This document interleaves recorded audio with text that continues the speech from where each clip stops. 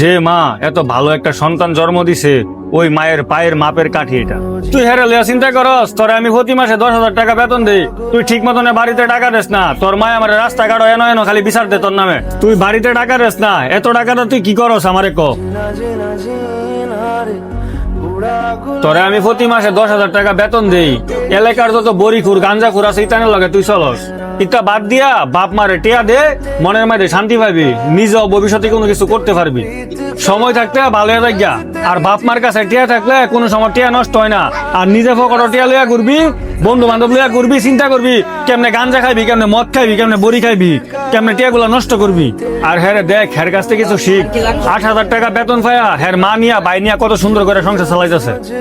ভাই আমি আমার নিজের ভুলটা বুঝতাম পারছি, এখন থেকে আর আজে বাজে ফেলামানের লগে চলাফেরা করতাম না। এ মাসও বেতন পাইলে আমি বাইক সব টিয়া দিলাম।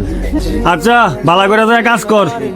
उड़ा गुलाल माही तेरी चूनरी।